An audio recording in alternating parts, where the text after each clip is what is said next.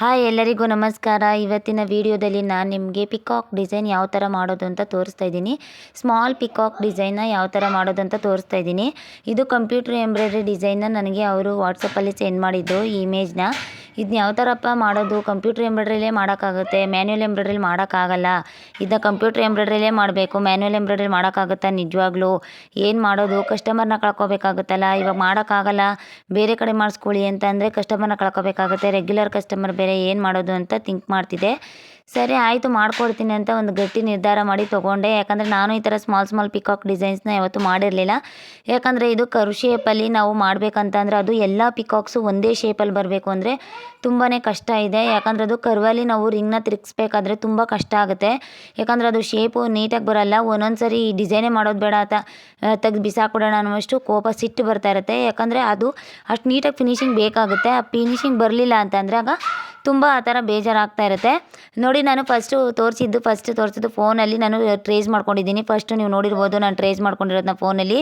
ನೋಡಿ ನಾನು ಇವಾಗ ಫಸ್ಟು ಪಿಕಾಕ್ನ ಫಿಲ್ ಮಾಡ್ಕೊಂಡು, ಸ್ಯಾರಿ ಬಂದು ಬ್ಲೂ ಕಲರ್ ಇದೆ, ಇದು ಬ್ಲೌಸ್ ಪೀಸ್ ಬಂದು ಈ ಥರ ಗ್ರೀನ್ ಕಲರ್ ಇದೆ. ನೋಡಿ ಅಲ್ಲಿ ಬ್ಯಾಕ್ ಮಾಡಿದ್ದೀನಿ ನಾನು ಆಲ್ರೆಡಿ. ಬ್ಯಾಕ್ ನಾನು ವೀಡಿಯೋ ಮಾಡೋಕ್ಕಾಗಿಲ್ಲ, ಯಾಕಂದರೆ ನನ್ನ ಹತ್ರ ಅವಾಗ ಫೋನ್ ಇರಲಿಲ್ಲ. ಫ್ರಂಟ್ ಮಾತ್ರ ನಾನು ವೀಡಿಯೋ ಮಾಡಿದೆ, ಬ್ಯಾಕು ವೀಡಿಯೋ ಮಾಡಲಿಲ್ಲ. ಯಾಕಂದರೆ ಫೋನ್ ಇರಲಿಲ್ಲ, ಅದಕ್ಕೆ ನಾನು ಅದನ್ನು ವೀಡಿಯೋ ಮಾಡೋಕ್ಕಾಗಿಲ್ಲ. ಫ್ರಂಟು ಮಾಡೋದನ್ನೇ ತೋರಿಸೋಣ ಅಂತ ಅಂದ್ಬಿಟ್ಟು ನಾನು ತೋರಿಸ್ತಾ ಇದ್ದೀನಿ ನಿಮಗೆ. ನೋಡಿ ನಾನು ಅರ್ಧ ಬಾಡಿ ಬರ್ತಾ ಇದ್ದೀನಿ ರಿಂಗಲ್ಲಿ, ಇನ್ನರ್ಧ ಬರೋಕ್ಕಾಗ್ತಾಯಿಲ್ಲ. ಅದು ಆ ಥರ ಆಗಿಬಿಡುತ್ತೆ. ಅದು ಒಂದು ಅಂದರೆ ನಮ್ಮ ಹ್ಯಾಂಡ್ ಮೂಮೆಂಟಲ್ಲಿ ಆ ಪಿಕಾಕ್ ಡಿಸೈನ್ ಫಿನಿಶಿಂಗ್ ಬರುತ್ತೆ ಹೊರತು ಬೇರೆ ಏನೂ ಇರಲ್ಲ. ಪಿಕಾಕ್ ಡಿಸೈನ್ ಎಷ್ಟು ನೀಟಾಗಿ ಶೇಪ್ ಬರುತ್ತೋ ಅದು ಅಷ್ಟು ಲುಕ್ ಬರುತ್ತೆ, ಇಲ್ಲಾಂದರೆ ಅದು ಲುಕ್ ಬರಲ್ಲ. ನನಗಂತೂ ತುಂಬಾ ಚೆನ್ನಾಗಿ ಕಾಣಿಸ್ತಾ ಇತ್ತು. ಲಾಸ್ಟಲ್ಲಿ ನಾನು ತೋರಿಸ್ತೀನಿ ನಿಮಗೆ ಯಾವ ಥರ ಫಿನಿಶಿಂಗ್ ಬಂದಿದೆ ಅಂತ. ಅದು ಸ್ವಲ್ಪ ಬೆಳಕಲ್ಲಿ ತೆಗೆದಿದ್ದೀನಿ, ಅಷ್ಟು ನೀಟಾಗಿ ಬಂದಿಲ್ಲ. ಫೋಟೋಸ್ ಎಲ್ಲ ಅಪ್ಲೋಡ್ ಮಾಡ್ತೀನಿ ನಿಮಗೆ, ಯಾವ ಥರ ಬ್ಲೌಸ್ ಡಿಸೈನ್ ಹೊಲ್ದಿದ್ದೀನಿ ಅಂತ ಅಂದ್ಬಿಟ್ಟು ಅದೊಂದು ವೀಡಿಯೋನೇ ಮಾಡಿ ತೋರಿಸ್ತೀನಿ.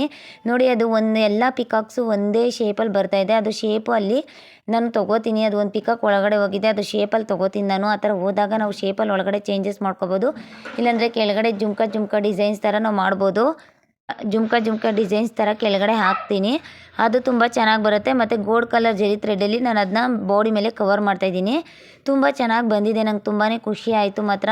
ಕಂಪ್ಯೂಟರ್ ಎಂಬ್ರಾಯ್ಡ್ರಿಲಿ ಯಾವ ಥರ ಬರುತ್ತೋ ಅದೇ ಥರನೇ ಬರುತ್ತೆ. ತುಂಬ ಚೆನ್ನಾಗಿ ಲುಕ್ ಬಂತು, ನಂಗೆ ತುಂಬಾ ಖುಷಿ ಆಯಿತು. ಸ್ವಲ್ಪ ಡಿಸ್ಟರ್ಬೆನ್ಸ್ ಆಗ್ತಾಯಿದೆ, ಯಾಕಂದರೆ ಇಲ್ಲಿ ನಮ್ಮೂರಲ್ಲಿ ಸ್ವಲ್ಪ ಕೋತಿಗಳ ಕಾಟ, ಕೋತಿಗಳು ತುಂಬಾ ಬಂದು ಡಿಸ್ಟರ್ಬ್ ಮಾಡ್ತವೆ. ಆದ್ದರಿಂದ ಸ್ವಲ್ಪ ಕಟ್ ಮಾಡಿ ಹೋಗಿ ಅವನ್ನ ಓಡಿಸ್ತಾ ಇದ್ದೀನಿ. ಏನು ಬೇಜಾರು ತಿಳ್ಕೊಬೇಡಿ, ನಾವು ಹಳ್ಳಿಯವ್ರ ಥರನೇ ಮಾತಾಡ್ತೀನಿ. ನನ್ನ ಹಳ್ಳಿ ಭಾಷೆನೇ, ನಾನು ಇದಂತೂ ಯಾವ ಕಾರಣಕ್ಕೂ ಚೇಂಜ್ ಮಾಡೋಕ್ಕಾಗಲ್ಲ. ಯಾಕಂದರೆ ನಾವು ಹುಟ್ಟಿರೋದು ಏನಿದೆಯೋ ಅದನ್ನೇ ನಾವು ಕಂಟಿನ್ಯೂ ಮಾಡಬೇಕಾಗುತ್ತೆ. ಅದನ್ನು ಬಿಟ್ಟು ಬೇರೆ ಯಾವುದೂ ನಾವು ರೂಢಿಸ್ಕೊಳಕ್ಕಾಗಲ್ಲ. ನೋಡಿ ಇವಾಗ ನಾನು ಜರಿ ಥ್ರೆಡಲ್ಲಿ ಅದರೊಳಗಡೆ ಒಂದು ಕರ್ವ್ ಶೇಪಲ್ಲಿ ನಾನು ಡ್ರಾಯಿಂಗ್ ಮಾಡ್ತಾಯಿದ್ದೀನಿ. ಮತ್ತು ಅದಕ್ಕೆ ಮುಂದೆಗಡೆ ಮೂತಿ ಅದು ಇದು ಮೂತಿ ಮುಂದೆಗಡೆದು ಅದನ್ನು ನಾನು ಕೊಡ್ತಾಯಿದ್ದೀನಿ ಅದಕ್ಕೆ. ನೆಕ್ಸ್ಟ್ ಕೆಳಗಡೆ ಜುಮ್ಕ ಡಿಸೈನ್ಸ್ ಕೊಡ್ತೀನಿ ಅಂತ ನಾನು ನಿಮ್ಗೆ ಹೇಳಿದ್ದೆ ಆಲ್ರೆಡಿ.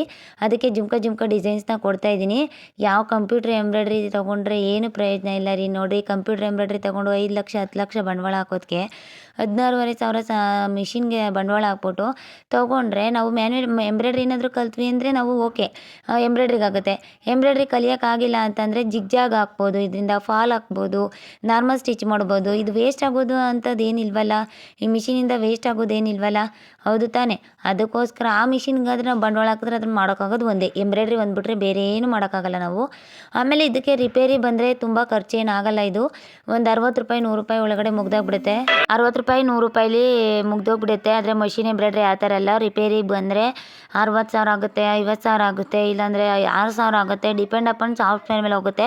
ಅದು ಸಾಫ್ಟ್ವೇರ್ ಏನಾದರೂ ರಿಪೇರಿ ಬಂತು ಅಂತ ಅಂದರೆ ನಾವು ತುಂಬಾ ಖರ್ಚು ಮಾಡಬೇಕಾಗುತ್ತೆ. ಯಾಕಂದರೆ ಅದರಲ್ಲಿ ತುಂಬ ಪಾರ್ಟ್ಸ್ ಎಲ್ಲ ಮೈನ್ಯೂಟಾಗಿರುತ್ತೆ. ಇದರಲ್ಲಿ ಆ ಥರ ಎಲ್ಲ ರಫ್ ಆ್ಯಂಡ್ ಟಫಾಗಿ ಹೊಡಿಬೋದು. ಈ ಮಿಷಿನಲ್ಲಿ ನಾವು ತುಂಬ ಈಸಿಯಾಗಿ ಮಾಡ್ಬೋದು, ನಾವು ಏನೂ ತೊಂದರೆ ಇಲ್ಲ. ಸ್ವಲ್ಪ ವೀಡಿಯೋದಲ್ಲಿ ಡಿಸ್ಟರ್ಬೆನ್ಸ್ ಇದ್ದರೆ ಸಾರಿ, ಯಾಕಂದರೆ ನಾನು ತುಂಬ ಬ್ಯುಸಿಲಿದ್ದೀನಿ. ಇವಾಗ ಮದುವೆ ಕಸ್ಟಮರ್ ಬ್ಲೌಸ್ಗಳನ್ನ ಸ್ಟಿಚ್ ಮಾಡ್ತಾಯಿದ್ದೀನಿ, ಅದರಿಂದ ಸ್ವಲ್ಪ ಡಿಸ್ಟರ್ಬೆನ್ಸ್ ಆಗ್ತಾಯಿದೆ. ನಾನು ವೀಡಿಯೋಸ್ನ ನಿಮ್ಗೆ ಅಪ್ಲೋಡ್ ಮಾಡಬೇಕು, ಡಿಸೈನ್ಸ್ ಎಲ್ಲ ನಾನು ನಿಮ್ಗೆ ತೋರಿಸ್ಬೇಕು ಅನ್ನೋದಕ್ಕೋಸ್ಕರ ಅಷ್ಟು ಬ್ಯುಸಿ ಇದ್ದರೂ ವೀಡಿಯೋ ಮಾಡಿ ಸ್ವಲ್ಪ ವಾಯ್ಸ್ ರೆಕಾರ್ಡ್ ಕೊಟ್ಟು ಅಪ್ಲೋಡ್ ಮಾಡ್ತಾಯಿದ್ದೀನಿ. ನಂಗೆ ತುಂಬಾ ಖುಷಿ ಆಯಿತು. ಯಾಕಂತಂದರೆ ನಾನು ಆದಷ್ಟು ಅಂದರೆ ಅರ್ಜೆಂಟ್ ಬಿದ್ದು ಆ ಥರ ಬಿದ್ದು ಲಕ್ಷಾಂತರ ರೂಪಾಯಿ ಬಂಡವಾಳ ಹಾಕಿ ಅದರಿಂದ ನಾನು ವೇಸ್ಟ್ ಅಂತೂ ಮಾಡ್ಕೊಂಡಿಲ್ಲ. ತುಂಬ ಅಂದರೆ ತಾಳ್ಮೆಯಿಂದ ಕಲಿತು ತಾಳ್ಮೆಯಿಂದನೇ ತುಂಬ ಟೈಮ್ ತೊಗೊಂಡು ನೋಡಿ ಈ ಥರ ಎಲ್ಲ ವರ್ಕೆಲ್ಲ ಹಾಕಿ ನಾನು ಮಾಡ್ತಾಯಿದ್ದೀನಿ. ಇದೆಲ್ಲ ಮಾಡ್ಬೋದು. ಇನ್ನೂ ಮಷಿನ್ ವರ್ಕಲ್ಲಿ ಏನೇನು ಡಿಸೈನ್ ಬರುತ್ತೋ ಕಂಪ್ಯೂಟರ್ ಎಂಬ್ರಾಯ್ಡ್ರಿಲಿ ಅದನ್ನೆಲ್ಲ ನಾನು ನಿಂಗೆ ತೋರಿಸ್ಕೊಡ್ತೀನಿ. ಅದನ್ನು ಆರಾಮ್ಸೆ ಮಾಡ್ಬೋದು, ಏನು ತೊಂದರೆ ಇಲ್ಲ. ನೀವು ಇನ್ನೂ ಚೆನ್ನಾಗಿ ಕಲಿಬೇಕು, ಅಷ್ಟು ನೀಟಾಗಿ ನಾನು ನಿಮ್ಗೆ ಹೇಳ್ಕೊಡ್ತೀನಿ. ಇದರಲ್ಲಿ ತುಂಬ ಚೆನ್ನಾಗಿ ನೋಡಿ ಪಿಕಾಕ್ ಡಿಸೈನ್ಸ್ ಒಂದೇ ಸಮ ಯಾವ ಥರ ಬರ್ತಾ ಇದೆ ಅಂತ ಒಂದೇ ಥರ ಇದೆ, ಎಲ್ಲ ಶೇಪು ಒಂದೇ ಥರ ಇದೆ. ನನಗಂತೂ ಎಲ್ಲ ಒಂದೇ ಶೇಪ್ ಇದೆ ಅಂತ ಅನಿಸ್ತಾ ಇದೆ, ಯಾಕಂದರೆ ನಾನು ಮಾಡಿರೋದು ನನಗೆ ಗೊತ್ತಾಗ್ತಾ ಇದೆ. ಇಲ್ಲ ಅಂದಿದ್ರೆ ನಾನು ಹೇಳ್ಬಿಡ್ತಾ ಇದ್ದೆ ಒಂದೇ ಶೇಪ್ ಇಲ್ಲ ಯಾವುದೂ ಅಂತ. ತುಂಬ ಚೆನ್ನಾಗಿ ಬಂತು, ಹೆವಿ ಲುಕ್ ಕಾಣಿಸ್ತಾ ಇದೆ. ಇದು ಸ್ಟಿಚಿಂಗ್ ಆದಮೇಲೆ ಎಷ್ಟು ನೀಟಾಗಿ ಕಾಣಿಸುತ್ತೋ ಗೊತ್ತಿಲ್ಲ, ನಂಗೆ ಸಖತ್ ಇಷ್ಟ ಆಯಿತು ಮಾತ್ರ. ನೋಡಿ ಇವಾಗ ಸ್ಟೋನ್ ಚೈನ್ ಬಾಲ್ ಚೈನ್ ಹಾಕಿ ನಾವು ಡಿಸೈನ್ ಹಾಕ್ತೀವಿ. ಸ್ಟೋನ್ ಚೈನ್ ಬಾಲ್ ಚೈನು ಬೇಗ ಕಪ್ಪಾಗೋ ಚಾನ್ಸಸ್ ಇರುತ್ತೆ ಮತ್ತು ಅದು ಬೇಗ ಹಾಳಾಗುತ್ತೆ. ಅದನ್ನು ನಾವು ಯೂಸ್ ಮಾಡಿದ್ರೆ ಆ ಬ್ಲೌಸ್ಗಳು ಬೇಗ ಕ್ವಾಲಿಟಿ ಬರಲ್ಲ. ಆದರೆ ಈ ಥರ ನಾವು ಬ್ಲೌಸ್ಗಳ್ನ ನಾವು ಅಟ್ರಾಕ್ಷನ್ ಆಗೋ ಥರ ಈ ಥರ ಒಂದು ಏನಾದರೂ ಥ್ರೆಡ್ ವರ್ಕ್ ಇಟ್ಕೊಂಡು ಮಾಡಿಕೊಂಡು ಬ್ಲೌಸ್ಗಳು ಬಾಳಿಕೆನೂ ಬರುತ್ತೆ. ಥ್ರೆಡ್ ಯಾವ ಕಾರಣಕ್ಕೂ ಅದು ಕ್ವಾಲಿಟಿನ ಕಳ್ಕೊಳ್ಳಲ್ಲ, ಅದು ಕ್ವಾಲಿಟಿ ಚೆನ್ನಾಗಿರುತ್ತೆ. ಮತ್ತು ನಾವು ಈ ಥರ ಡಿಫ್ರೆಂಟಾಗಿ ಏನಾದರೂ ಡಿಸೈನ್ಸ್ನ ಟ್ರೈ ಮಾಡಿದಾಗ ಅದು ತುಂಬ ಚೆನ್ನಾಗಿರುತ್ತೆ ಮತ್ತು ತುಂಬ ಕಸ್ಟಮರು ಅಟ್ರಾಕ್ಷನ್ ಆಗ್ತಾರೆ. ಈ ಥರ ವರ್ಕೆಲ್ಲ ಹಾಕ್ತಾರೆ ಅವರು, ಅಲ್ಲಿ ಹೋಗಿ ಮಾಡಿಸ್ಕೊಳ್ಳೋಣ. ಕಸ್ಟಮರ್ ಬರ್ತಾ ಇಲ್ಲ ಅನ್ನೋರು ಏನು ಮಾಡಬೇಕು ಅಂತಂದರೆ ಟ್ರಿಕ್ಸ್ ಹೇಳ್ಕೊಡ್ತೀನಿ ಕೇಳಿ. ಈಗಿನ ಟ್ರೆಂಡಲ್ಲಿ ಯಾವ ಡಿಸೈನ್ ಇದೆ ಆ ಡಿಸೈನ್ನ ನೀವು ಬ್ಲೌಸ್ಗೆ ಹಾಕ್ಕೊಡ್ಬೇಕು. ಮಷಿನ್ ಎಂಬ್ರಾಯ್ಡ್ರಿನೇ ಆಗಲಿ, ಪ್ಯಾಚ್ ವರ್ಕೇ ಆಗಲಿ, ಬ್ಲೌಸ್ ಡಿಸೈನೇ ಆಗಲಿ, ಬ್ಲೌಸೇ ಆಗಲಿ, ಕಟಿಂಗೇ ಆಗಲಿ, ಸ್ಟಿಚಿಂಗೇ ಆಗಲಿ, ನಾವು ಮಾಡೋದು ಪ್ರತಿಯೊಂದು ಫ್ಯಾಷನಬಲ್ ಆಗಿತ್ತು ಅಂದರೆ ಜನ ತುಂಬಾ ಬರ್ತಾರೆ, ಕಸ್ಟಮರ್ಸ್ ಕೂಡ ಬರ್ತಾರೆ, ನಿಮ್ಮ ಬಿಸ್ನೆಸ್ ಕೂಡ ಇಂಪ್ರೂವ್ ಆಗುತ್ತೆ. ಮತ್ತು ನೀವು ಅವ್ರಿಗೆ ಮನ ತಟ್ಟೋ ಹಾಗೆ ಮಾತಾಡಬೇಕು. ಇವಾಗ ಕಸ್ಟಮರ್ಗೆ ಮೇಡಮ್ ನೀವು ಚೆನ್ನಾಗಿ ಹೊಲಿತೀರಾ, ಈ ಥರ ಶೇಪ್ ಹಾಕ್ಕೊಂಡ್ರೆ ಅವರು ಪ್ರತಿಯೊಂದು ನಾವು ಮಾತಿನ ನಡವಳಿಕೆ ಮೇಲೆ ಹೋಗುತ್ತೆ. ಇವಾಗ ನಾವು ಅವ್ರಿಗೆ ನೋಡ್ದಕ್ಕೆ ಅವ್ರ ಬಾಡಿನ ಒಂದು ಅಟ್ರಾಕ್ಷನ್ ಲುಕ್ ಅವ್ರಿಗೆ ಈ ಥರ ಕಾಣಿಸುತ್ತೆ ಅಂತ ನಾವೊಂದು ಐಡೆಂಟಿಫೈ ಮಾಡ್ಕೊಡ್ಬೇಕು. ಈಗ ಅವ್ರಿಗೆ ಬೋಟ್ ನೆಕ್ ಸೂಟ್ ಆಗುತ್ತೆ ಅಂದರೆ ಮೇಡಮ್ ನಿಮಗೆ ಬೋಟ್ ನೆಕ್ ಸೂಟ್ ಆಗುತ್ತೆ, ಬ್ಯಾಕ್ ಬೋಟ್ ನೆಕ್ ಈ ಥರ ಇಟ್ಕೊಬಿಡಿ, ಕೆಳಗಡೆ ಟೆಂಪಲ್ ಶೇಪ್ ಇಟ್ಕೊಳ್ಳಿ, ಇಲ್ಲಾಂದರೆ ವಿ ಶೇಪ್ ಇಟ್ಕೊಳ್ಳಿ, ಇಲ್ಲಾಂದರೆ ರೌಂಡ್ ಶೇಪ್ ಇಟ್ಕೊಳ್ಳಿ, ಇಲ್ಲ ಬಾಕ್ಸ್ ಶೇಪ್ ಇಟ್ಕೊಳ್ಳಿ. ನೀವು ಸ್ವಲ್ಪ ಬ್ಲ್ಯಾಕ್ ಇದ್ದೀರಾ, ನೀವು ಒಂದು ಸ್ವಲ್ಪ ಡೀಪ್ ನೆಕ್ಕಲ್ಲಿ ಜಾಸ್ತಿ ಅಷ್ಟೊಂದು ಇಟ್ಕೊಬಿಡಿ, ಮೀಡಿಯಮಾಗೆ ಇಟ್ಕೊಂಡು ಸ್ವಲ್ಪ ಬೋಟ್ ನೆಕ್ ಇಟ್ಕೊಂಡು ಈ ಥರ ಎಲ್ಲ ಹಾಕ್ಕೊಳ್ಳಿ, ತುಂಬ ಚೆನ್ನಾಗಿರುತ್ತೆ, ತುಂಬ ಚೆನ್ನಾಗಿ ಬರುತ್ತೆ ಅಂತ ನೀವು ಅವ್ರಿಗೆ ಹೇಳಿದ್ರಿ ಅಂತಂದರೆ ಅವ್ರಿಗೊಂಥರ ನಾವು ಹೇಳ್ತಾ ಇರೋದು ಅವ್ರೊಂದು ಇಮ್ಯಾಜಿನೇಷನ್ ಮಾಡ್ಕೋತಾರೆ. ಹೌದು, ನಾವು ಬ್ಯಾಕ್ ಬೋಟ್ ನೆಕ್ ಹಾಕ್ಕೊಂಡು ಸಿಂಗಲ್ ಪಿನ್ನ ಮಾಡಿಕೊಂಡು ಇಲ್ಲ ಫ್ಲೀಟ್ಸ್ ಇಟ್ಕೊಂಡು ಸ್ಯಾರಿ ಪಿನ್ನ ಮಾಡಿಕೊಂಡು ನಾವು ಮದುವೆಗೋ ಇಲ್ಲ ಯಾವುದೋ ಒಂದು ಫಂಕ್ಷನ್ಗೆ ರೆಡಿ ಆಗ್ಬಿಟ್ಟು ಹೋದರೆ ಚೆನ್ನಾಗಿ ಕಾಣ್ಬೋದಲ್ವಾ, ಇವ್ರು ಹೇಳ್ತಾ ಇರೋದು ನಿಜ ಅಂತ ಅವ್ರಿಗೊಂದು ಅಟ್ರಾಕ್ಷನ್ ಬರುತ್ತೆ.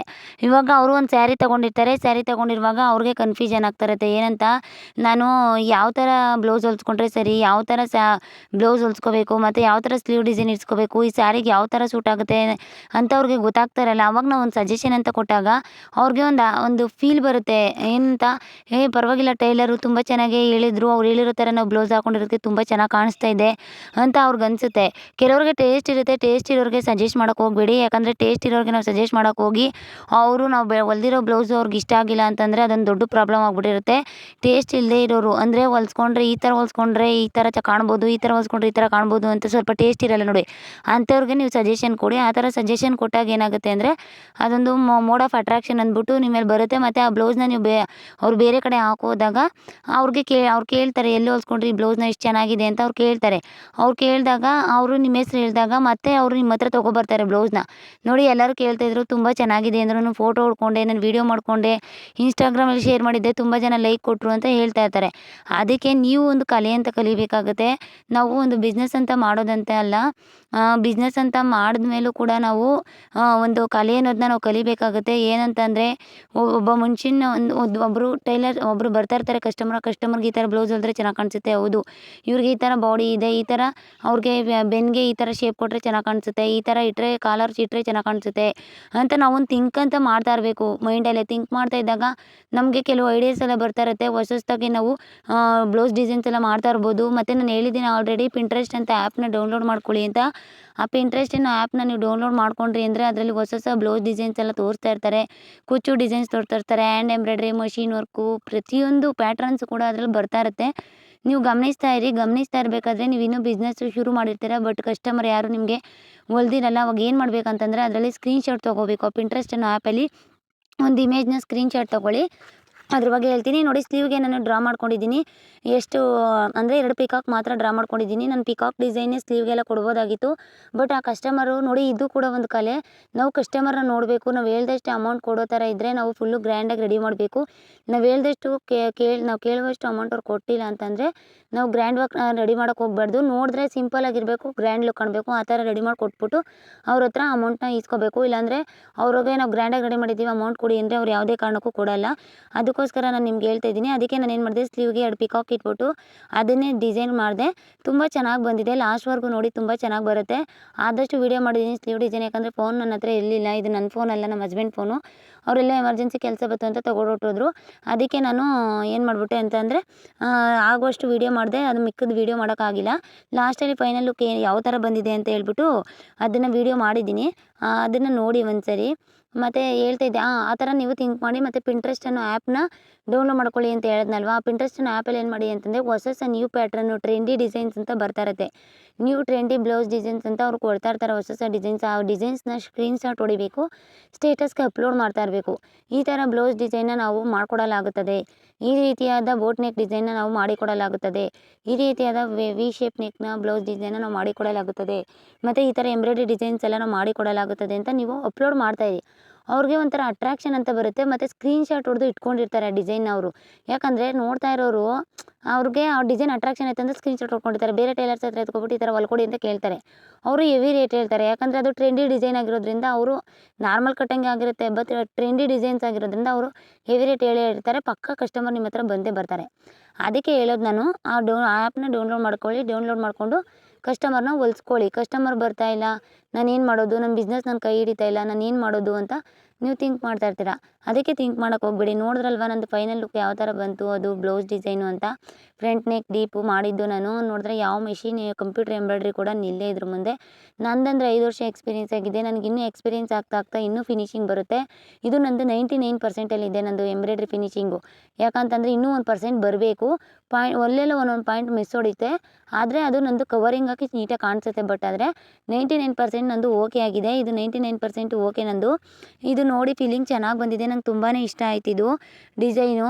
ತುಂಬ ಚೆನ್ನಾಗಿದೆ ಇದು ಪಿಕಾಕ್ ಡಿಸೈನು. ನಾನು ಈ ಥರ ಸ್ಟಿಚ್ ಮಾಡ್ಕೋಬೇಕು ಅಂತ ಅನಿಸುತ್ತೆ. ಬಟ್ ಅದು ಫಿನಿಶಿಂಗ್ ಇಡೋದು, ಟೈಮ್ ತೊಗೊಳೋದು ನೋಡಿ ನಂಗೆ ತುಂಬಾ ಜಲಸ್ ಫೀಲ್ ಆಗುತ್ತೆ. ಎಲ್ಲಂದರೆ ಇಷ್ಟೊಂದು ಟೈಮ್ ಕೊಟ್ಟು ನಿಜವಾಗ್ಲೂ ನಾನು ಬ್ಲೌಸ್ ಸ್ಟಿಚ್ ಮಾಡ್ಕೋತೀನಿ. ಕಸ್ಟಮರ್ಗಾದರೆ ಹೊಲಿ ತರಬೇಕಾದ್ರೆ ಅಯ್ಯೋ 1000 ರೂಪಾಯಿ ಕೊಡ್ತಾರೆ, 500 ರೂಪಾಯಿ ಕೊಡ್ತಾರೆ, 1500 ಕೊಡ್ತಾರೆ ಅನ್ನೋ ಹುಮ್ಮಸ್ಸಲ್ಲಿ ಆ ಕೆಲಸನ ಟೆನ್ಷನಲ್ಲಿ ಮಾಡಿಬಿಡ್ತೀವಿ. ಬಟ್ ನಮ್ಗೆ ಹೊಲ್ಕೋಬೇಕಾದ್ರೆ ಅಯ್ಯೋ ಯಾಕಪ್ಪ ಹೆಂಗಪ್ಪ ಹೊಲ್ಕೊಳ್ಳೋದು, ಅಯ್ಯೋ ಸದ್ಯಕ್ಕೆ ಯಾವುದೋ ಒಂದು ನಾರ್ಮಲ್ ಬ್ಲೌಸ್ ಹಾಕೊಂಡು ಹೋದ್ರೆ ಆಯಿತು, ಮದುವೆ ಫಂಕ್ಷನ್ ತಾನೇ ಅತ್ತಾಗೆ ನಾರ್ಮಲಾಗೆ ಹೊಲ್ಕೋವ ಅಂತ ಅನಿಸ್ತಾ ಇರ್ತದೆ. ಗ್ರ್ಯಾಂಡಾಗಿ ರೆಡಿ ಮಾಡ್ಕೋಬೇಕು ಅಂತ ಅನ್ಸಲ್ತು. ಅದಕ್ಕೇ ನಾನು ಇನ್ನೂ ಯಾವುದು ಬ್ಲೌಸ್ ಡಿಸೈನ್ಸ್ ಮಷಿನ್ ವರ್ಕ್ ಹಾಕೊಂಡು ರೆಡಿ ಮಾಡೇ ಇಲ್ಲ. ನಾನು ಮಷಿನ್ ವರ್ಕ್ ಹಾಕೊಂಡು ನಾನು ಯಾವುದು ಇನ್ನೂ ರೆಡಿನೇ ಮಾಡ್ಕೊಂಡಿಲ್ಲ. ಅದಕ್ಕೆ ಪರವಾಗಿಲ್ಲ, ಆಯಿತು, ಆ ಥರ ಇದ್ದರೂ ಏನು ಪರವಾಗಿಲ್ಲ. ಯಾವತ್ತಾದರೂ ಒಂದಿನ ನನಗೆ ಫ್ರೀ ಟೈಮ್ ಸಿಗುತ್ತೆ, ನಾನು ರೆಡಿ ಮಾಡ್ಕೋತೀನಿ ಅನ್ನೋ ಕಾನ್ಫಿಡೆನ್ಸ್ ಇದೆ. ಏನಂದರೆ ನಾರ್ಮಲ್ ಬ್ಲೌಸ್ಗಳು, ಬೋಟ್ ನೆಕ್ ಬ್ಲೌಸ್ಗಳನ್ನೆಲ್ಲ ನಾವು ಏನೋ ಕಟಿಂಗ್ ಮಾಡಿ ಸ್ಟಿಚಿಂಗ್ ಮಾಡ್ಕೊಬಿಡ್ಬೋದು. ಬಟ್ ಈ ವರ್ಕೆಲ್ಲ ಹಾಕ್ಬೇಕಂತಂದರೆ ಸ್ವಲ್ಪ ರಿಸ್ಕೇ ಇದೆ. ಯಾಕಂದರೆ ಟ್ರೇಸ್ ಮಾಡಬೇಕು, ಮತ್ತು ವರ್ಕ್ ಹಾಕಬೇಕು. ಏನೋ ಗೊತ್ತಾ, ಒಂದು 8 ವರ್ಷ 9 ವರ್ಷ ಎಕ್ಸ್ಪೀರಿಯೆನ್ಸ್ ಆಯ್ತಾ ಆಟೋಮೆಟಿಕ್ಕಾಗಿ ನಮ್ಮ ಹ್ಯಾಂಡಲ್ಲೇ ಮೂಮೆಂಟ್ ಬಂದ್ಬಿಟ್ಟಿರುತ್ತೆ ಅದು ಡ್ರಾಯಿಂಗು.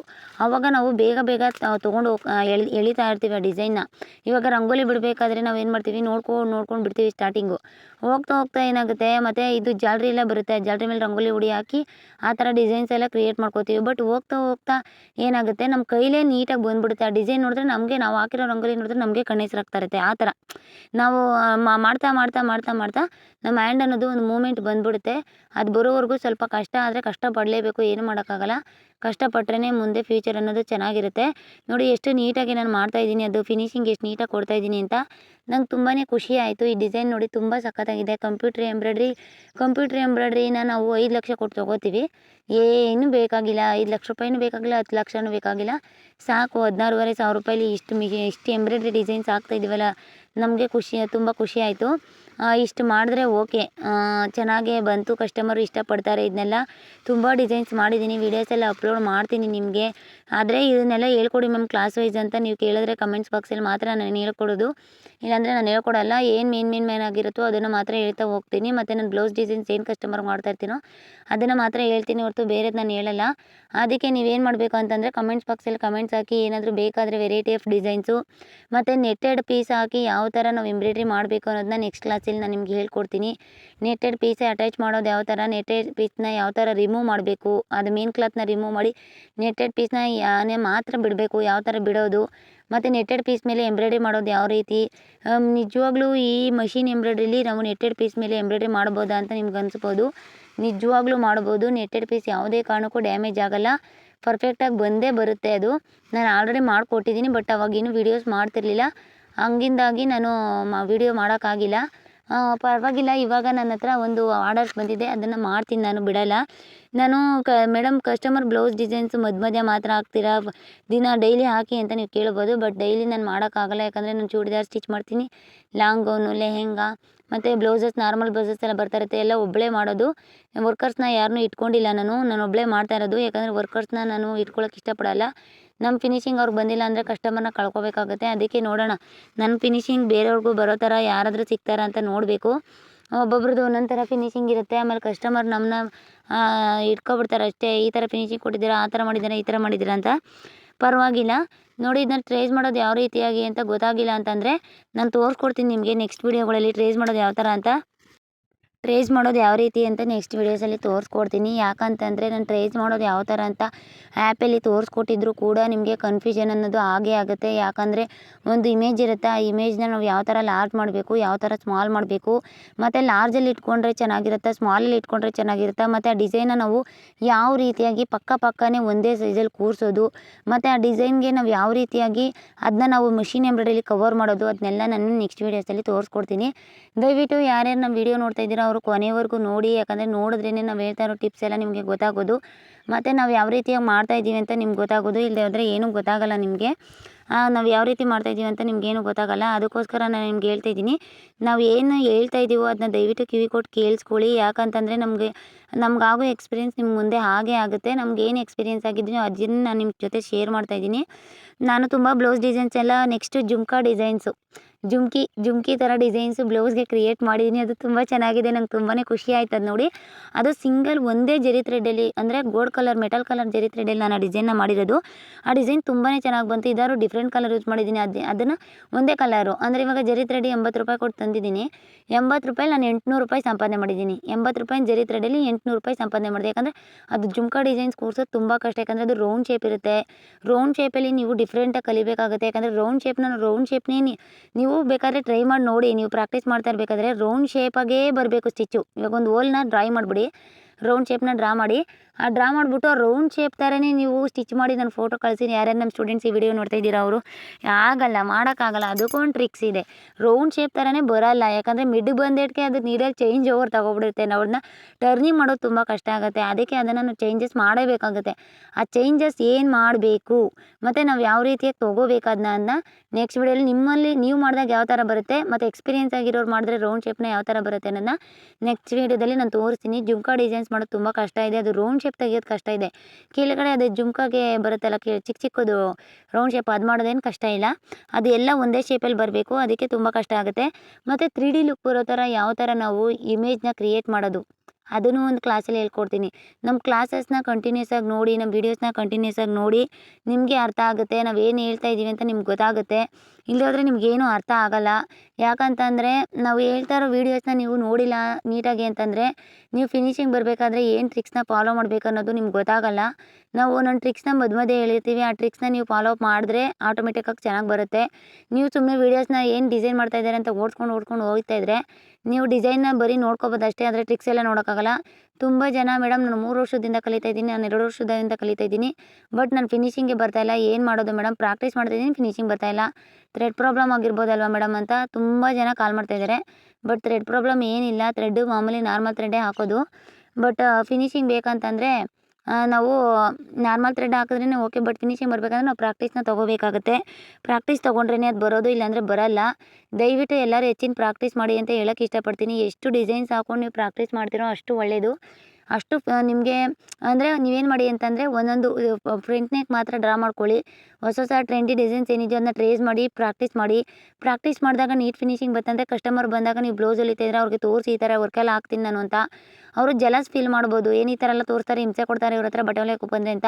ಬಟ್ ಅವರು ಇಷ್ಟಪಡೋರು ಇಷ್ಟಪಟ್ಟೇ ಪಡ್ತಾರೆ. ಈ ಥರ ಎಲ್ಲ ಹಾಕ್ತಾರೆ, ನಾನು ಹಾಕ್ಸ್ಕೋಬೇಕು ಅನ್ನೋದನ್ನ ಇಷ್ಟಪಟ್ಟೇ ಪಡ್ತಾರೆ ಅವರು. ನೆಕ್ಸ್ಟು ಏನು ಮಾಡಿ ಅಂತಂದರೆ ಟ್ರೈ ಮಾಡ್ತಾರೆ. ಒಂದು ದಿವಸ ಯಾರಿಗಾದ್ರೂ ಒಂದು 150 ರೂಪಾಯಿ ಕೊಡಿ, ನಿಮಗೆ ಮಷಿನ್ ಎಂಬ್ರಾಯ್ಡ್ರಿ ಹಾಕ್ಕೊಡ್ತೀನಿ, ಫಿನಿಶಿಂಗ್ ಚೆನ್ನಾಗಿ ಬಂತಂದರೆ ಒಂದು 150 ರೂಪಾಯಿ ಕೊಡಿ, ನೀವು ಮಷಿನ್ ಎಂಬ್ರಾಯ್ಡ್ರಿ ಹಾಕ್ಕೊಡ್ತೀನಿ ಅಂತ ಹೇಳ್ಬಿಟ್ಟು ಒಂದು ಮಷಿನ್ ಎಂಬ್ರಾಯ್ಡ್ರಿ ಸುಮ್ಮನೆ ಒಂದು ಎಳೆಯಾಗಿ ಎಳೆದ್ಬಿಟ್ಟು ಹಾಕ್ಕೊಟ್ಬಿಡಿ. ಯಾರಾದರೂ ನೋಡಿದ್ರು ಅಂತಂದರೆ ಮಷಿನ್ ಎಂಬ್ರಾಯ್ಡ್ರಿ ಮಾಡ್ತಾರೆ ಇಲ್ಲಿ, ಪರವಾಗಿಲ್ಲ, ಓಕೆ ಹೋಗೋಣ ನಡೀರಿ, ಅಲ್ಲಿ ಮಷಿನ್ ಎಂಬ್ರಾಯ್ಡ್ರಿ ಮಾಡ್ತಾರೆ, ಮಾಡಿಸ್ಕೊಳ್ಳೋಣ ಅಂತ ಬರ್ತಾರೆ. ಅವ್ರಿಗೆ ಡಿಸೈನ್ ಸೆಲೆಕ್ಟ್ ಮಾಡೋಕ್ಕೆ ಬರದೇ ಇರುವಾಗ ನೀವು ಯಾವ ಡಿಸೈನ್ ಕಲ್ತಿಲ್ವೋ ಆ ಡಿಸೈನ್ ಆ ಬ್ಲೌಸ್ ಮೇಲೆ ಟ್ರೈ ಮಾಡಿ. ಫಿನಿಶಿಂಗ್ ಬಂತಂದರೆ ಒಂದು 100 ರೂಪಾಯಿ 200 ರೂಪಾಯಿ ಜಾಸ್ತಿ ತೊಗೊಳ್ಳಿ. ಫಿನಿಶಿಂಗ್ ಬಂದಿಲ್ಲ ಅಂದರೆ ಒಂದು 50 ರೂಪಾಯಿ ಕಮ್ಮಿಯಾಗಿ ಇಸ್ಕೊಳ್ಳಿ. ಎಲ್ಲ ಸಜೆಷನ್ ನಾನು ನಿಮ್ಗೆ ಕೊಡ್ತಾ ಇದ್ದೀನಿ. ನೋಡಿ ಫೈನಲ್ ಲುಕ್ ಯಾವ ಥರ ಬಂತು ನಮ್ಮದು ಅಂತ ವೀಡಿಯೋದಲ್ಲಿ ತೋರಿಸ್ತಾ ಇದ್ದೀನಿ. ತುಂಬ ಚೆನ್ನಾಗಿ ಬಂತು ಡಿಸೈನು. ನಂಗೆ ತುಂಬಾ ಖುಷಿ ಆಯಿತು. ಯಾರ್ಯಾರು ನಮ್ಮ ವೀಡಿಯೋ ನೋಡ್ತಾ ಇದ್ದೀರೋ ಅವರು ದಯವಿಟ್ಟು ಲೈಕ್ ಮಾಡಿ, ಶೇರ್ ಮಾಡಿ, ಸಬ್ಸ್ಕ್ರೈಬ್ ಮಾಡೋದನ್ನ ಮರಿಬೇಡಿ. ನೋಡಿ ಕಂಪ್ಯೂಟರ್ ಎಂಬ್ರಾಯ್ಡ್ರಿಗಿಂತ ಏನು ಕಮ್ಮಿ ಇಲ್ಲ ನಮ್ಮ ಡಿಸೈನು. ಎಲ್ಲರೂ ರ್ಯಾಲ್ಸ್ ಆ್ಯಂಡ್ ಮೆಣಸಿನ್ಗೆ ಒಂದ್ಸರಿ ಜೈ ಅನ್ನಿ. Thank you so much all of you.